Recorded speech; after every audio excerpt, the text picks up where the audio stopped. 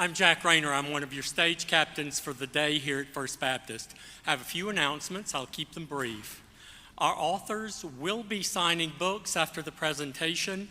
Volunteers will help you out the back door to get to the signing tent.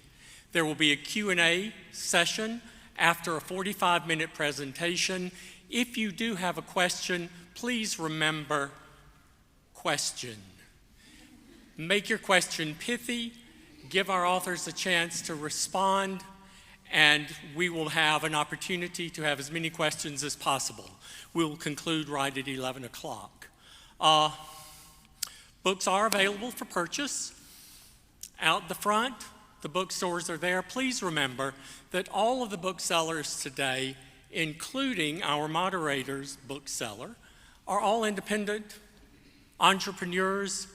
Buy their books, support them, and a portion of the proceeds go to the continuation of the Decatur Book Festival.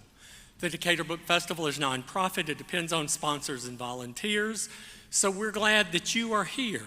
Now, make sure that everything that is digital and rings is turned off.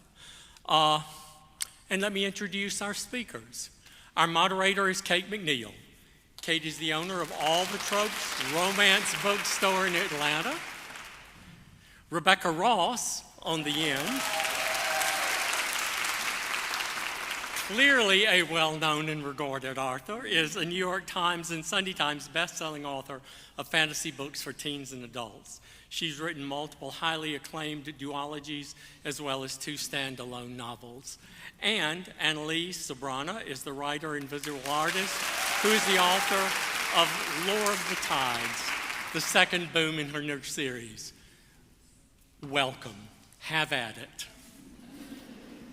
Good morning, y'all.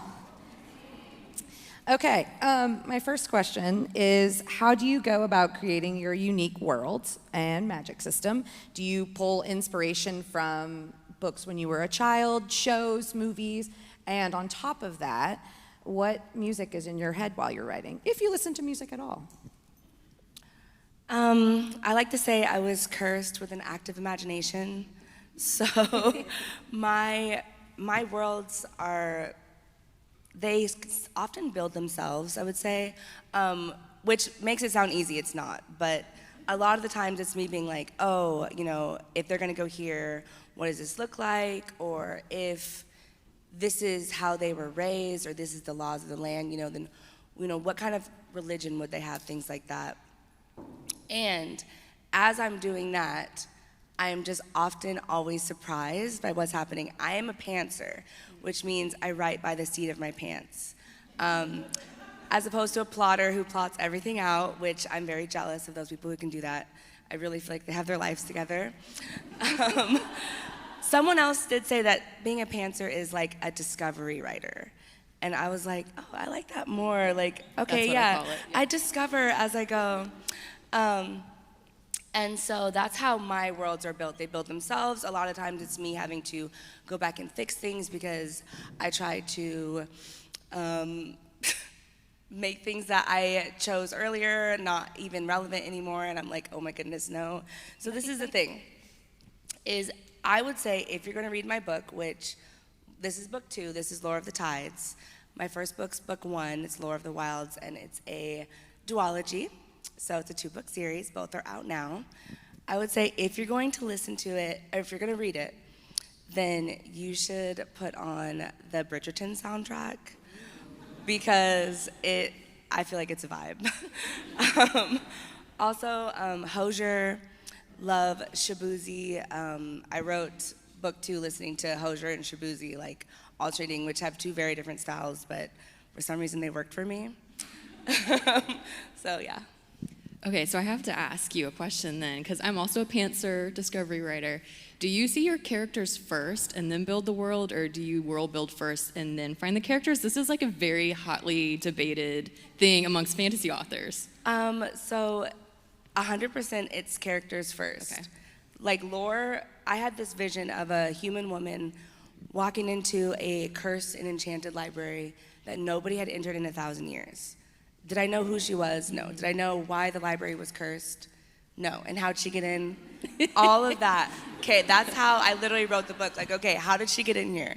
You know, and all of that is how this entire story was written. I love that. I feel like me and you are so similar because I'm the same. I'm a very character-driven writer. So I will see a character in a very interesting situation, and I'll be like, well, who are you? Where are you? Like, what's going on? And I will just sit down and start writing off of like that one lightning bolt of inspiration. So I always build my worlds around the characters. And so that means the same, like I throw everything on the page for the first draft and you're really trying to figure things out, literally flying by the seat of your pants. And but I think like with world building, I always, because my stories are very character driven, I like to somewhat like tie the world building elements that are really important to my characters. And I remember one time I heard Holly Black talking about how she likes to give her characters, obviously they have to have something they want because that's driving the story forward, but giving them something they fear, giving them a secret. I like to also give them like a wound and like really like building the world around that so like it can make, I don't know, kind of heighten the character's journey by like what's in the world. So Wild Reverence was somewhat of an interesting beginning for a book. First of all, it is set in the same world as Divine Rivals, which in itself was like a challenge to like return to the world, choosing to go 600 years before. Because a lot of people ask me if Iris and Roman are in this book, and no, they're not because they weren't born yet. But I wanted to, I realized a lot of readers had questions like at the end of reading the duology, they wanted to know how, like where the magic of the typewriters came from, and they wanted to know if they wanted to know more about the gods. So I was like, oh, do I have a story in mind for you? But really, I had this one idea about a lord that lived in a castle by a river, and the castle comes under siege, and in his time of need, a goddess comes to help him. But I didn't know what to do with that, and I had that idea for years, and I wrote it down in a journal, because I have like, I journal a lot. I don't know about you, but you just like, yeah, I do. I journal a lot. Throw a bunch of ideas in a journal, and if sometimes you might come back to an idea that's like years old. And so when my editor was like, hey, would you like to write another book in the Letters of Enchantment world? I was like, well, yes, I would, and I want to make it about the gods, but I was like, what's the plot? So when I found Matilda, I was like, well, remember that like idea I had about a man living in a castle by a river who needs help? And that's where Vincent was, so I kind of like pulled those ideas together. And as far as music, I definitely listen to music as I write. I have like a really interesting like mix where a lot of times I will rely on Spotify to throw like obscure songs at me, like the weekly playlist, like inspired. So I love a lot of classical. I love Hans Zimmer. I went and saw Hans Zimmer in concert last year, and it was like absolutely incredible. But the song I listened to like on repeat for this book, because I don't know about you, like there's some songs you listen to on repeat and it skews your Spotify Wrapped at the end of the year because it's like really 110%. So for this song, it was this book, it was the Rings of Power soundtrack. So it's Bear McCreary, which I love him as a composer, but it was the Khazad-dûm song, which is actually a very intense song, but I listened to that over and over. So like the Spotify Wrapped is like, you listen to this song like 800 times, you know, and it's like, oh my I gosh. do the same thing. I put a song on, like Would That I by Hosier was on repeat for like 3 days. Yeah. I think, while I wrote, so. Yes. I'm the same. Well, since we're on the subject of music, if you had to give your books a playlist, give us 5 songs we can add to our playlist. Get your notes app out. Let's write them down. If you could give Lore of the Tides 5 songs to like just the vibes, get the vibes together. I love that you think that I know song titles. You can hum. Well, you can hum. You want to hum like, them to us? It's track number 3.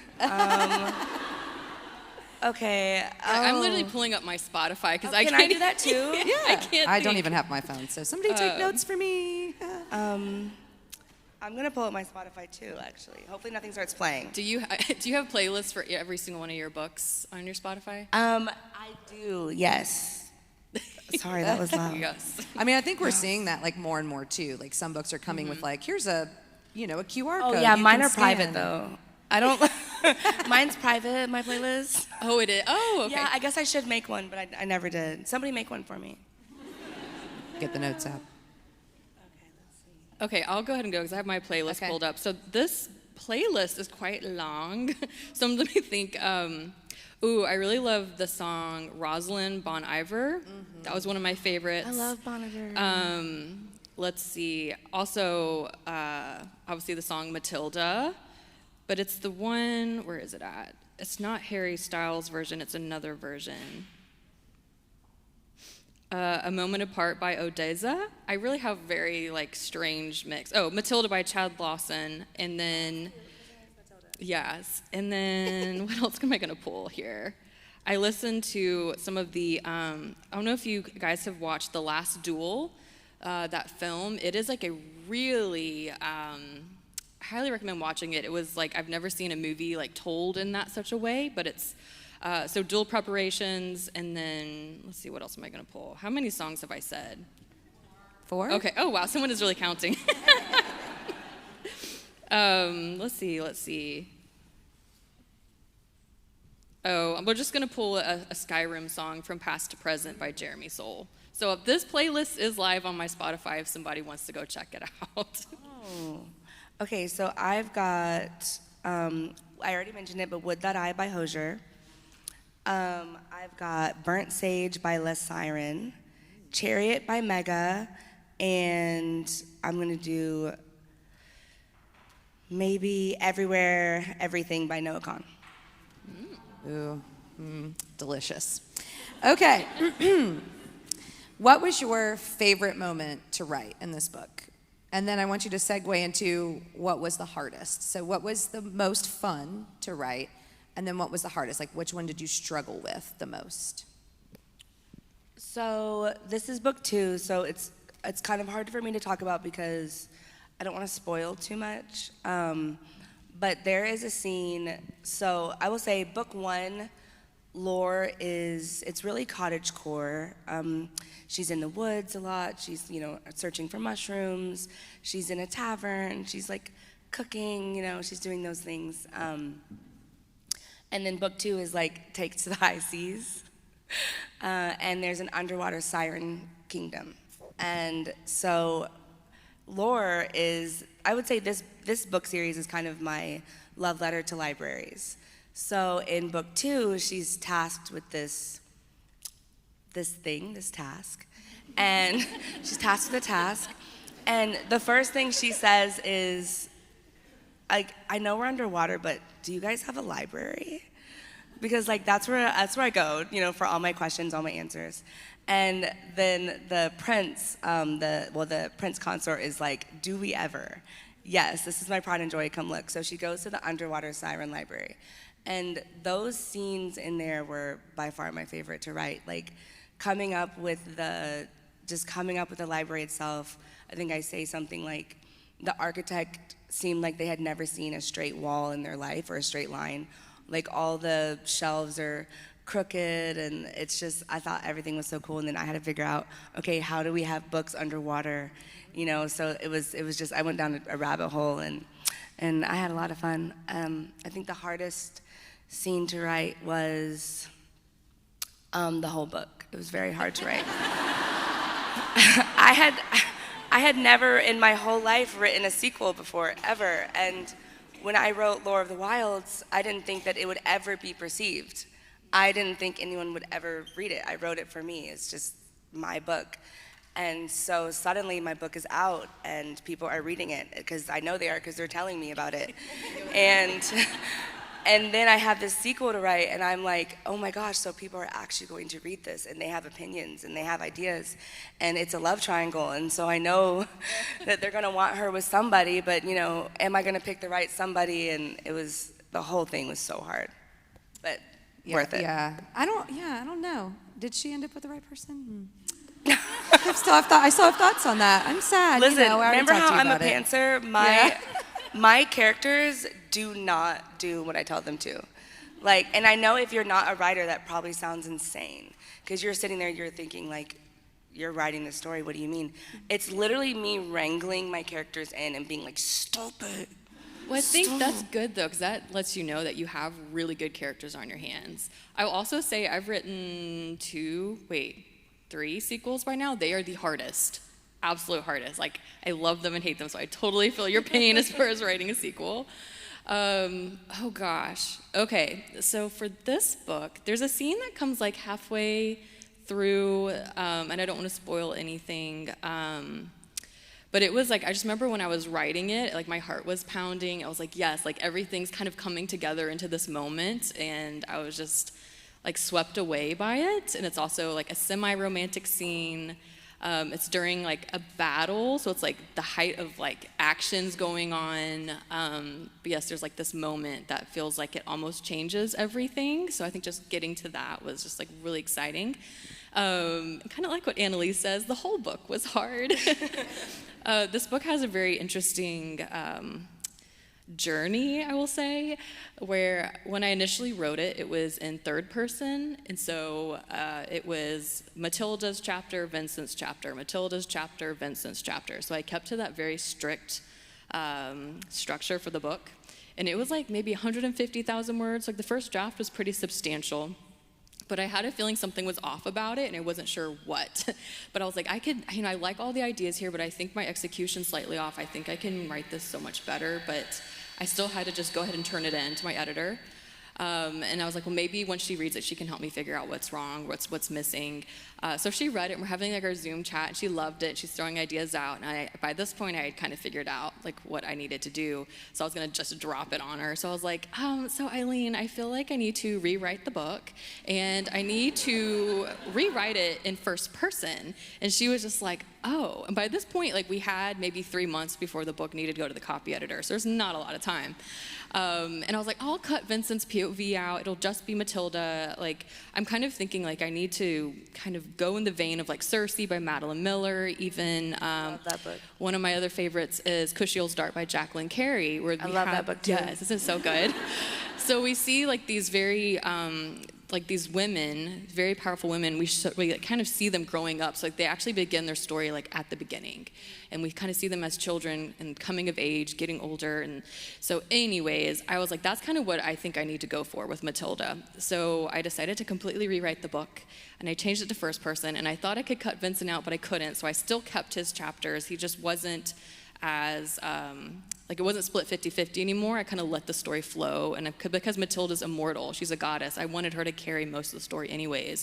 So you see Vincent's chapters are a little bit more brief, but they get longer and longer as the story goes on. Are his in third? No, they're in first. His are in Yes, first as well? Okay. Everything's in first. So anyways, I just remember thinking, what have I done? Like, what am I doing? Because it was grueling to like literally get the whole book rewritten, and I would like write an act and send it to my editor, and I'd keep writing act 2 while she gave like notes on act 1, would send them back to me. Then I'd send her act 2 while I'm still writing act 3. So it was like this ping pong, and I just remember thinking, I never want to go through this again. This is awful. Yes, and this is why at least me, I sometimes envy plotters because they don't rewrite Yes. entire books. That's what I just did with my next book. I rewrote the entire thing because it wasn't what I wanted. So I sent a draft to my editor, and then the next draft that I sent to her was a new book. Yeah. And even the main character's name had changed. You know, I feel like as you guys are explaining these books, there are a lot of similarities. Like both of your characters walk on the bottom of a body of water, which is pretty cool. So leading into that, both of you also have this forbidden love trope going on, right? You know, Matilda's a god, Vincent's immortal, Laura's human, her love interests are fae. You know, there's this sense of like, they can't be together, right? It's not gonna work, there's no way. Is that a favorite trope of yours to write, or is there one that you enjoy more, and this one just kind of happened to be this trope as you were writing? So I genuinely have never written a book where they're on the same side, you know? I think for me, like writing something like Your Friends to Lovers would be a really big challenge, which one day I do plan on tackling. But I love forbidden love. It's you know, star-crossed lovers. It's something that just, I think all humanity, it just vibes with us, you know?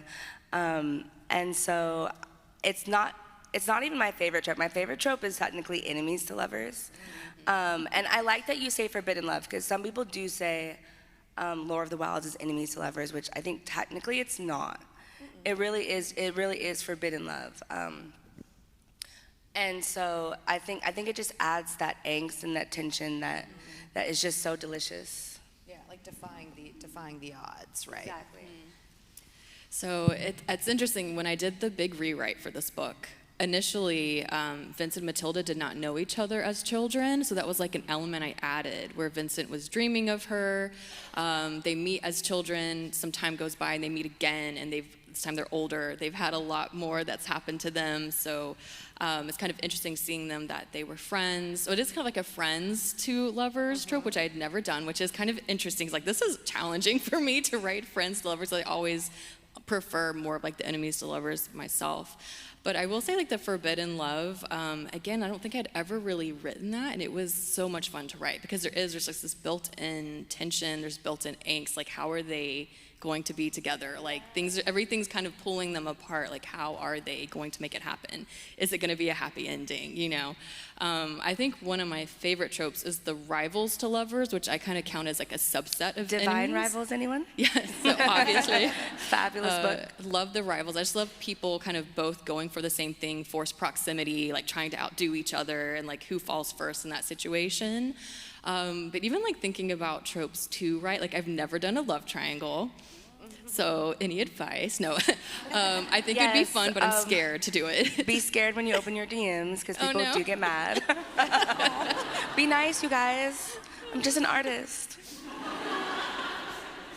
I think for me too, like, forbidden love is the stakes are high. Like, you're just really rooting for them. You're like, you know they should be together, but they're like, but we can't. But you're like, no, please, please, right? I think for me, it's more intense. I mean, you know, enemies to lovers, we know that, right? But this is different, and it's not really something you see in a lot of books. So I really enjoyed that. Thank you. Yeah, you're welcome. Since we are officially in spooky season, what would your characters dress up as for Halloween? I think Lore would dress up as a mushroom fairy with the big red cap and little white dots and everything. She'd be so cute. What about Finn? What do you think Finn would dress as?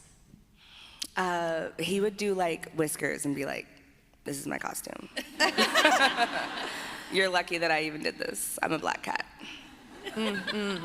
Okay, what about Matilda? What do you think Matilda would dress as? Okay, so I think Matilda and Vincent would do like a pairing. And I think they would do like the Princess Bride pairing. I think they would both like, she could be Buttercup and he would be Wesley. Yes. Oh, that's a total slay. Okay. Some other things I have. What do you love most about Lore? And what do you love most about Matilda? Like, what do you admire about them? Do you want to go first? Sure. So I think with Matilda, it was interesting to write from a goddess's perspective, just thinking like, how does she think of time? How does she look at mortals? What is life to her? And I think one of the things I really loved is that she grows up in a pretty cutthroat, dangerous society where the gods do kill each other for power. So she doesn't even feel like she can trust many people in her world, even like her own mother. So I think with her, I really love that even though she's in this very, just like untrustworthy situation most of the time, that she still is soft. And that softness kind of carries over through her life. Like, she doesn't let herself just become like just so hard that she can no longer feel like tenderness. But also, I just love that she has the power to come and go as she wishes. So she's the herald of the gods. So she literally, no realm is barred from her. She can go to any realm. And I just love this like vision of her, just like literally being able to go wherever she wants, like the freedom within that. Running very fast. Yes, running fast. For Lore, I admire her dedication to her community. This series you'll see throughout, one of the biggest themes is how important community is. Your village, your people, and how you can't win without. There's no point in having power or having any type of elitism, anything like that. Nothing if you don't have people to share that joy with, the sorrows, everything. They're always going to be there to lift you up. Even though Laura struggles with that sometimes, because she feels, especially by book 2, how much, she's the only human to ever have magic. She stole it from the Fae. She becomes the first witch ever. And so it's up to her to bring her, her people, her community out of subjugation. And it really weighs on her, but even though it does, she still never falters, even if she struggles with it as the story progresses. Something else I really love about Laura is that even though she's a Black woman, she's vulnerable, she's soft, she loves her dresses, she loves to eat yummy food. She's just a very, very soft, feminine character, and I wrote her that way on purpose, just to subvert all these negative stereotypes that you often see, which is that Black women are allowed to be soft and allowed to be vulnerable and pretty and cry. Sometimes she cries too much. Sometimes I'm like, seriously, please get it together.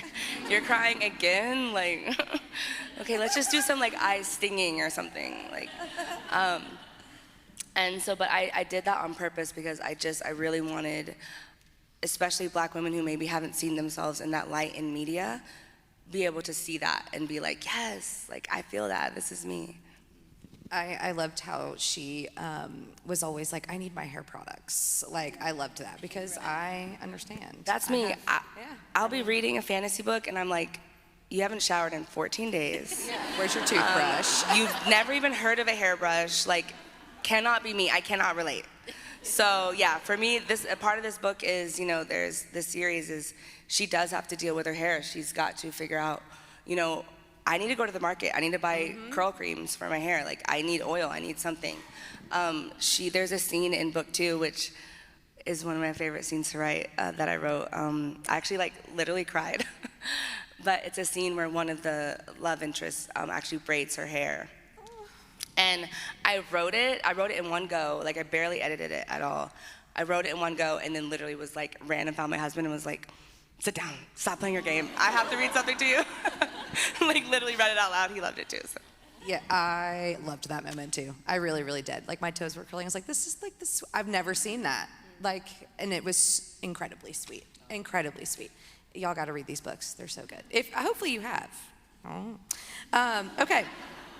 Can you tell us if there are any future projects? I think people are really loving this whole seeing the side of the gods, right? And we're like, oh, getting a little insight. We got a little bit in the Letters of Enchantment, but are you thinking maybe we want to, let's hear about, I don't want to give anything away either, previous relationships in the God world? Do you have anything down the pipeline or maybe something written in your journal that you would like to revisit in 2 years? So I never say never. I think right now I'm working on completely new projects. So 2 years ago, I sold quite a bit of stuff. So I'm like, well, I need to come back around to these contracts I sold because my other publishers are like, where's the manuscript? So right now I'm working on something completely new, but I'm having so much fun with it. I will say, however, if I had the right idea to return to this world, I totally would. I just don't think I'd want to force it or write something that didn't quite fit just to put another book in the world. It'd have to be something that was really compelling, something I can't sleep at night because I'm thinking about it, that's really gonna fit and just again, connect to everything in the story, just like how Wild Reverence did. And this book, it's a standalone, and you can read it. If you haven't read Divine Rivals, Ruthless Vows, you can read this one first. I wrote it in such a way that you can read in any order. I will say if you have read the duology first, you're gonna pick up on things I left for you in this book, little Easter eggs and crumbs that I think you'll find really impactful. But when I was on tour for the book, I had so many people come up to me and be like, oh, this is my first book of yours.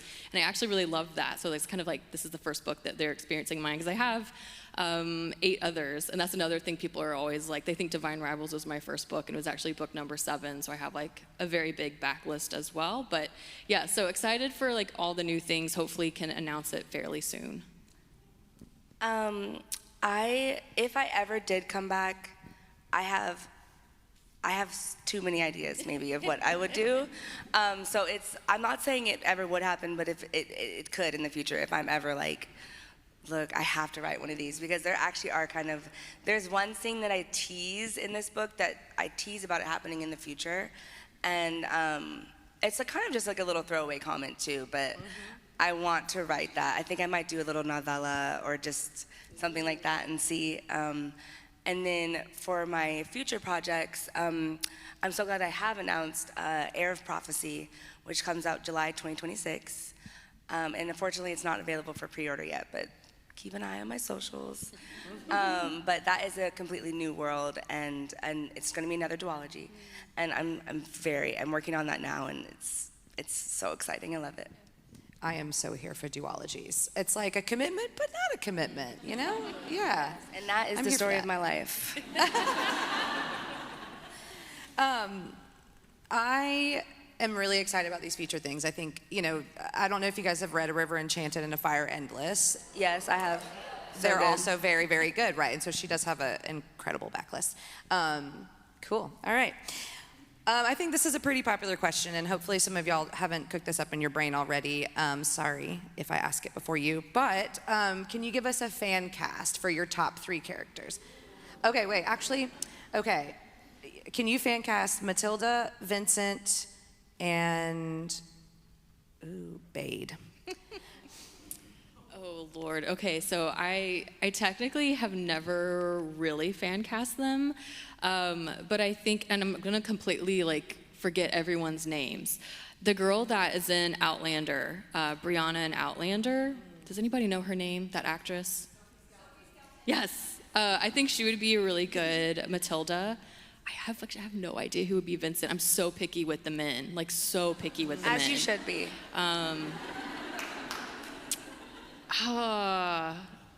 For some reason, the guy, I should know his name. He was in the Vampire Diaries, the dark-headed. Ian Somerhalder? I think so. He maybe. I don't know.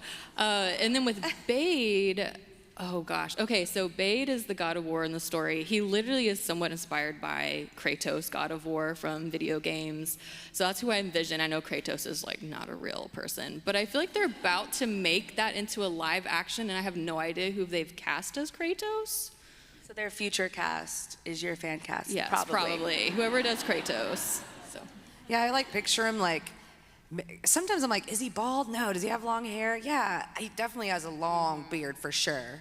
And lots of scars, and he's ripped. Big, I don't know. burly, strong guy. Is he supposed to be hot? He sounds hot. Bade is very hot. He calls himself ugly. He's like, I'm ugly, but you know, that's like his perception But of that himself. can be hot. But No, I think Bade is my, you know, that side guide character. You're like, that's Bade for me. So for me, Lore would be Stormy Reed. I think she's so beautiful and like adorable and wonderful. And then Finn would be Shabuzi.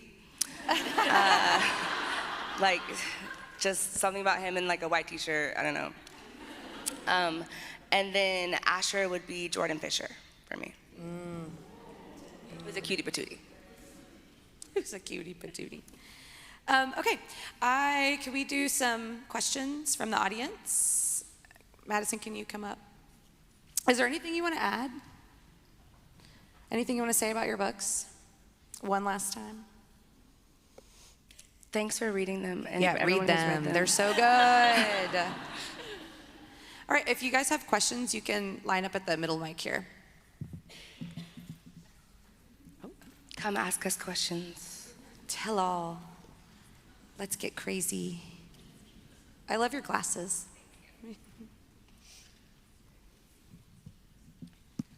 So, is it on? Oh, it's on.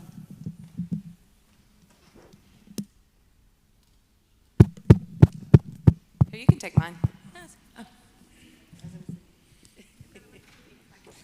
Thanks. Such a huge fan. I have a million questions, but I'll just try to ask one. I notice that there is a theme in your books of women who are not necessarily like the fighter, that are kicking butt and throwing knives and daggers. And I was wondering, is that purposeful to kind of make your heroines and your protagonists have to figure out their situations through other means? I mean, I don't know if I would say it's purposeful, but I think I'm just maybe drawn to writing women in that way. But I do love a good fighter. I love women who can hold their own, who are strong.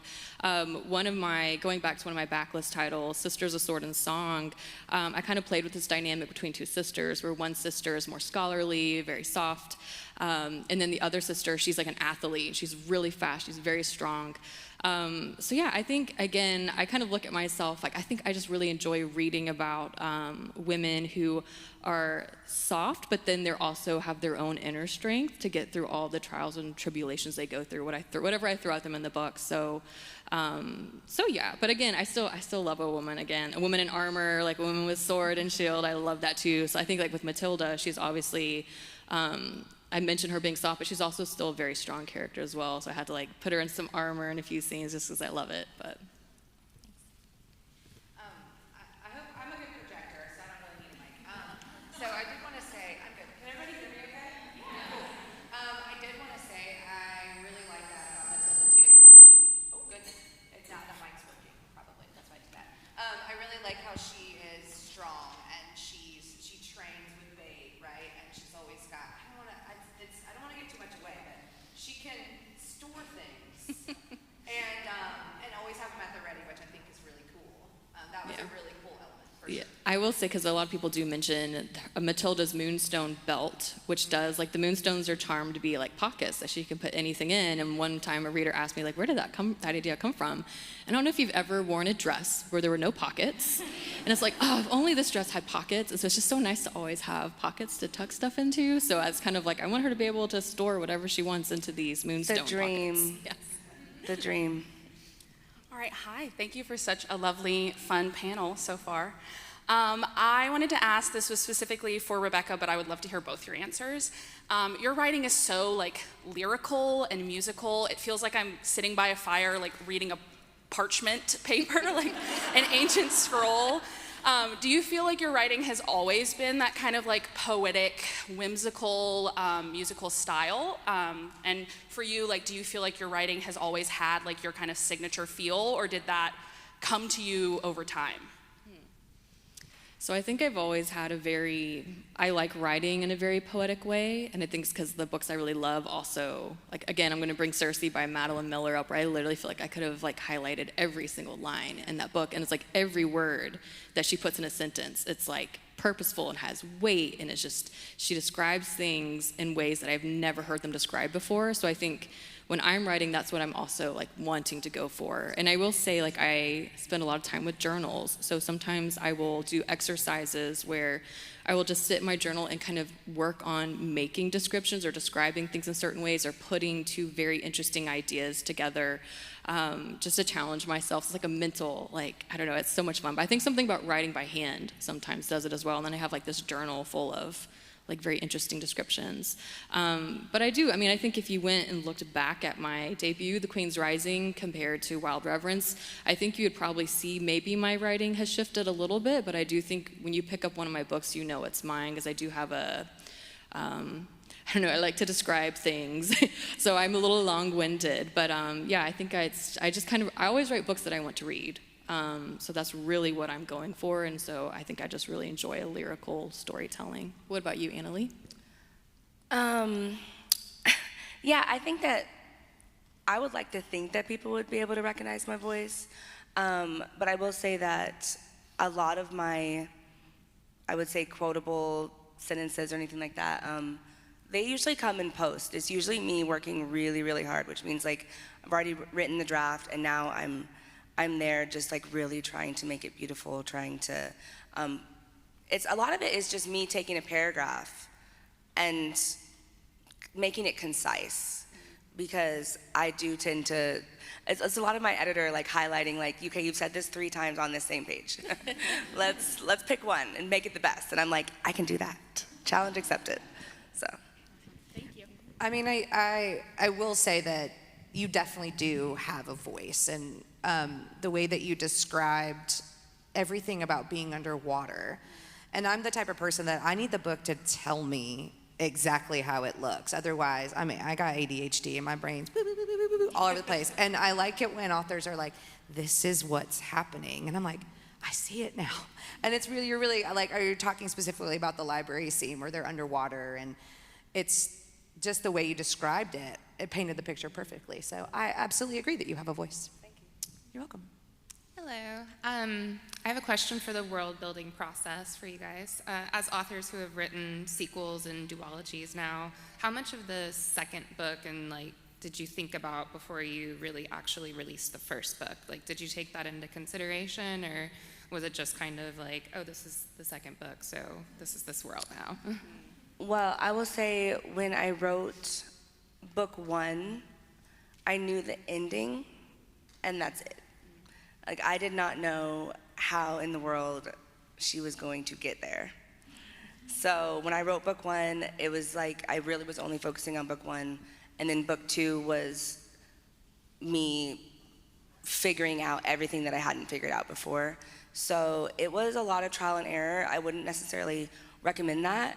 I'm literally doing it again for my next series. I wrote book 1, and I know the ending of book 2, but I have no idea how she's going to get there. So it's a lot of work, but I think that it makes it really authentic because I don't have a plan for every single chapter. I'm really discovering, like, I think that my characters' emotions, as they're discovering, as they're going through the world, as they're having these massive problems thrust upon them, I really think that they are just so authentic, the way that they react and everything like that. Again, I think like we're so similar with our process, where I'm the same. Like I usually know where I'm ending and where I'm beginning, but I'm like, how do I get there? And that's part of like the joy of writing, is that you are discovering, and it's really exciting. And there are things that I could have sat down and tried to plot the book out, but it wouldn't have been nearly as good as if I had just let myself discover it. So as far as like world building elements, I think I know like when you write book 1, you see all the elements that are like really important that probably need to come back up again in book 2, whether you have more time. Again, duologies are nice because you have 2 books to really dive deeper into the world. So standalones are hard because you're trying to not only develop conflict, your characters, establish the world, but everything has to wrap up by the end. So at least with the duology, you get one more book that you can continue to go deeper with the world building elements that are most important. So I think like with Divine Rivals, for example, like I wrote it, when I first started off, I thought it was gonna be a standalone. When I got halfway through, I was like, oh no, it's gonna be a duology. I'm gonna need another book. So I wrote the end of that, and then a lot of times I will try to like immediately kind of dive into book 2 to go ahead and get the process started before edits really even began on book 1. Because again, like I still need to discover a lot as I'm going to, again, see what really is rising to the surface in the world that's like really important. But I'm like the same. This year I was gonna try to write book 1 and book 2 back to back this year, and it's taken me all year to write book 1 because I wanted almost the experience of writing them back to back before any of them go to edits, just to make sure like with planting things and foreshadowing. And I would love to write a trilogy one day, but I think that requires a lot of planning. So I'm like, how is that gonna work? No. How do they do it? I don't know. But thank you for your question. Thank you. Sorry, shorter. Have you ever like had a character that you written that was like so different from you that it made it difficult to come into like a decision that they're making that didn't feel true to them?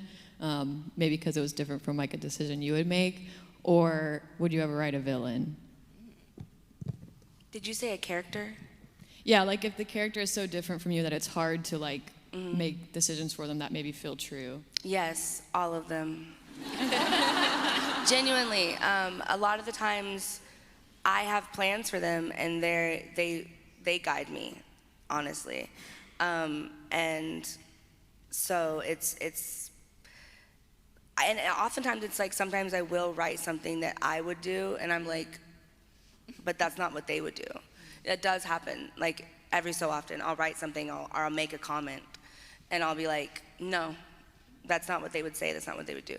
So yeah. Yeah, sometimes even like you'll write it that way and realize something is off, and you have to like go back and then again like let it run how it wants to run. Yep. Gosh, I'm trying to think. I feel like most of my characters have been like not easy, but like I feel like I can, like as I'm writing their story, like it's making sense to me, like the decisions they're making. I will say with A River Enchanted, I was dealing with quite a few different POVs. So I have Jack, I have Sidra, I have Torin, and initially Adara, who's also a very important person in the story, did not have a POV. And so one of the feedback I got from my editor was like, she feels really closed off, and the reader really can't really know what she's thinking, what's going on, and her relationship with Jack feels very uneven because of that. So the suggestion was add Adara's point of view, and I was like, oh Lord, I have to add another POV. But I was like, I needed to build her up to be completely unknowable to the reader, or I needed to open her up to the reader. So I just remember when I went back and added Adara in, she has been one of the hardest characters I have ever written in book 1 and book 2. And I don't know if it was because her POV came later, but she's also one of my favorites. So it was just really interesting, like her decisions. I feel like a lot of the decisions she was making were like very tough decisions that impacted a lot of people too. So maybe that's why I felt a lot of like pressure, making sure like she was acting according to how she should act versus, again, like how I thought she should act. But I will also say, this is completely unrelated, but with D&D, I try to be like a chaotic, evil character, and I just can't do it. I'm always like the lawfully good one. I'm like, just be chaotically evil. Why can't I do it? So I would love to write a morally gray character one day. So, Thank you. Yeah, that was raised from my having trouble with like D&D, like RPG games, where I'm like, oh, that doesn't feel true. But yeah, thank you. Yeah, I will say there was so I play with my siblings, and there's like, I have a bunch of siblings, and so my sister, she was finally the chaotic one in making all of these decisions that were angering all of us, because we're the group, like, what are you doing? What are you doing? But she was actually acting according to her, like, morally gray character, and she made it very interesting, but it was like, oh, Mary, I'm so mad at your character. Why did she do this? But it was like, oh, it finally got interesting, because she was acting according to how she should have been acting. I did not know you. I've heard you mention a lot of like God of War, and I'm like, mm-hmm. And you're like Skyrim, like, mm-hmm. And then you're like D&D. I'm like, oh, okay, yeah. I have a Switch, and I love to cozy game. It's I play amazing. Stardew Valley. Me too. It's my favorite. Although it was hard for me to get into at first, but I was love hooked. it. I gotta check on my farm, man. Right from the I need to grandpa. I need to chop some wood. Buy some things at the market. Anything I can, if I can farm, I'm happy. I'm having a good time. But I remember I played God of War it was like the handheld Sega game, and I played it on that. I can't remember what it was called, but I was like, man, this game's so cool. I actually did play that game, so yeah, I like God of War. Gosh, it was so many years ago, but I have played it. Was it like God of War 3? It was on the PlayStation. That's all I know. I think. Okay. I don't know which one it was. It's It was fun. a good time though. I used to play World of Warcraft too. Don't judge me. But, No judgment here. You're gonna say this is. I loved we're it. book people. Yeah. We're all a bunch of nerds, right? It's a safe space. For sure. Hi. First, I just want to say, Kate, I love your bookstore. Thank you. I love it. My question. Sorry. Oh no. Thanks. Could be broad, but could be specific, as both of you want. But what advice would you give writers when they're writing their first romantasy novel? My main advice I usually give writers who are writing their first book is to ignore every other beautiful, shiny idea that you get. 100% write it in your journal, because you may come back to it. But the problem is at least for me, I love beginnings. I love writing beginnings. You're just learning who the character is. You could go anywhere. And then you get to the middle and you're like, okay, this is hard. This is actually so hard. I don't know how they're gonna get to the next point. I've got this plot hole I have to fill. I'm like really struggling. And then you're like, oh, I did have that idea about that character in that other world, and that would be so fun. And you want to start another story, right? Do not. It is a trap. It is a trick. 100% always write your ideas down, always write them down. But the thing is that writing is work, and you have to actually treat it as work. And my other thing that I will always say, and this actually changed my life, when I read this online, somebody just said it in a throwaway comment, and it literally changed my life, is your first draft does not have to be good. It will not be great. It doesn't even have to be good. It barely has to be legible. It's just for you. Sometimes I literally just write, I'll put brackets and I write fight scene. Like, this is gonna be a fight scene here. Fight scenes are very hard for me to write. And then I move on to the next scene, because I know that later on when I have the spoons, or when I'm feeling inspired, maybe I've watched a bunch of kung fu movies or something, and I'm like, okay, I'm ready to go. Then I come back and I write that scene. So don't be afraid to skip. And when you do skip, use brackets, because you can do Control F, and you can find everything that you've skipped. Because I used to do different font, and then I would send my friends my drafts with things that were only meant for my eyes to see, because I did not see the bright purple font when I thought I would see it when I was scrolling through. So the brackets. Yeah, it's kind of to build off of that is finish what you start. So I think what really kind of took me from taking writing as like a hobby to getting my confidence up that I could write for a profession was that I actually finished a manuscript. And it wasn't even that great, like nobody will ever see it but me. But I got to the end, and so I think because you've gone through all of the paces of a story, you know, I was like, okay, like I've made it to the end, I've written the end, I've written the beginning, I've written the middle, like how do I make it better? But also I think like with Romantasy in particular, I think maybe just thinking about like the type of romances that you really enjoy, and there is a way to structure a romance. Like if we're thinking about like capital R romance books, like to me, sometimes like I will go and read a romance because it is a really good way, like you see how they're developing. It's like actually so much harder than people think it is, like making a romance hit. And like they're hitting certain points and like the development.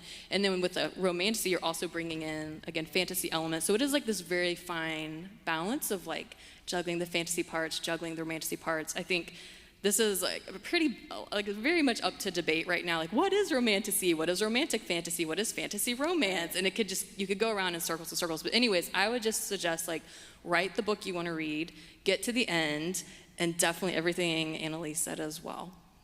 Awesome. Thank you so much. I kind of want to spiral off that too. Like, I feel if I were to attempt to do it, which I will not, that my ideas would like spiral out, and then I'd have to like rein them in. Do you find that like hard? Does that happen to you? Like where your just ideas go crazy and they go way out, and you're like, I gotta pull this back down to like get to the story. I think with Lore of the Wilds, I rewrote the first 40,000 words. Like at one point, I was like, this didn't work. It's not working, and I never delete anything. So I copied and I pasted it in a new document. Nice. And then I rewrote them because I had to. Yeah, I had spiraled out of control. I would do that too. Hi, good morning. I'm curious, what is your level of involvement in an audiobook? Do you get to choose the narrator, and do you have a vision for what that might sound like when you're writing the book? Yes, so I'll use Wild Reverence for an example. So I knew I wanted British narrators. I just think it would add so much more to the story to have like their accents. And so what happened is my publisher sent me samples. So they actually had narrators read from the manuscript, which I thought was really nice, so that I could hear how they were going to deliver the lines, like how they sounded as Matilda, how they sounded as Vincent. And so I was basically just able to choose from that list. And so I chose Hannah van der Westhuizen for Matilda, because the moment I heard Hannah's voice, I was like, this is really exactly how I envision Matilda. So it was just like almost like a surreal experience when I was listening to them read the lines. And then George Waitman was Vincent. So again, when I heard him, it was just like, oh, that's like exactly how I envisioned Vincent. And they're both extremely talented narrators as well. So I just felt very fortunate to be able to have them. And what was really cool is they actually filmed themselves reading a few clips. So you can actually see them like in their studio, and they're like, I'm reading my clip. And so it was really, really, really cool to see. That's fabulous. So for me, my publisher sent me 6 names, and unfortunately they were not reading my book, but now I'm gonna ask that for my next one. Hello, can they actually be reading it? And, right, yeah, and can I get video too? I didn't know that was an option. And so they sent me 6 audiobook narrators. 3 of them I was like already obsessed with because they're so fabulous. But when I heard, like, when I was like listening to their samples, which were actually just them reading other books, it wasn't my book. But I had heard them before, but I just couldn't see them as Lore. And so when I got to the 6th name, which was Marcella Cox, she was Lore. I mean, her voice was. It was just exactly what I imagined, and she did such a fabulous job. And I am very picky with audio, and I can say I think she did so amazing for book 1 and book 2. So that's how it was for me. Thank you. Can I ask a quick follow-up? Do they reach out to ask you guys how to pronounce words or names or things like that? Yeah, so I don't know about you, but like I get a document kind of. It's like a website that I go to, and then it has every word that I made up and every name, and I have to like audio record how to say it. That's So. cool. Can I get access to that? Hi. I, as a writer, journalist, am fascinated by this concept of place inspiring our writing. And I know, Rebecca, you're from the North Georgia area, and Analeigh, you're from Delaware, I think? I'm from everywhere in the Everywhere. US. Yeah, I'm a military brat, so I Okay. lived in Washington State, Florida, and Delaware. Cool. So how do you guys, or do you believe that place really has found its way, whether consciously or subconsciously, in your writing, like where you grew up and where you've traveled and where you've been? And also, slight follow-up, Rebecca, is there a specific location in Atlanta, North Georgia, where you went to school that you go to for inspiration for your writing? Sure, yeah. I spent 0 to 11 in Washington State, which is the Pacific Northwest rainforest. So when Laura is walking through the woods, it's those woods. So I 100% like would agree. Like I feel like I'm very inspired by nature and like what's around me. So it's interesting with River Enchanted, it's very much inspired by Scotland. And I wanted it to feel as if you were off the coast of Scotland and kind of going out to sea, that the Isle of Cadence would emerge in the fog, like very similar to how the Isle of Skye looks in my mind.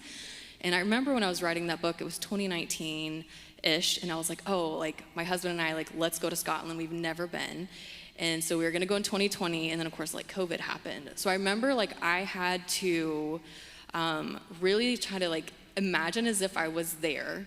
And I actually would watch like YouTube videos of people walking around the Highlands. Like, what does it look like? Because I'm not there myself to be able to like see it and smell it and like eat the food over there and just like soak it up. So I think there are ways, like even if you cannot travel to a place, there's still ways of like being inspired.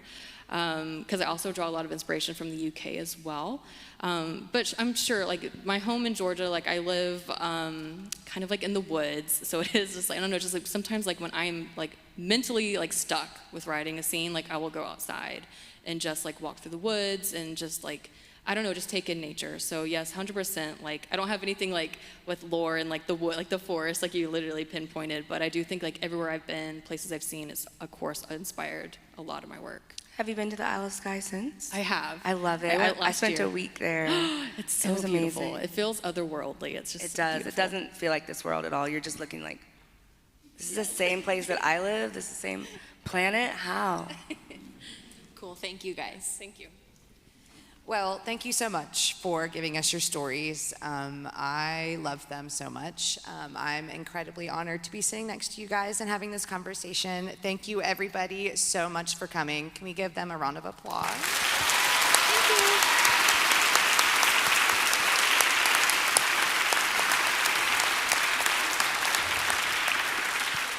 you. If you will, please, give our authors a chance to go out this side door so they can get to the signing table.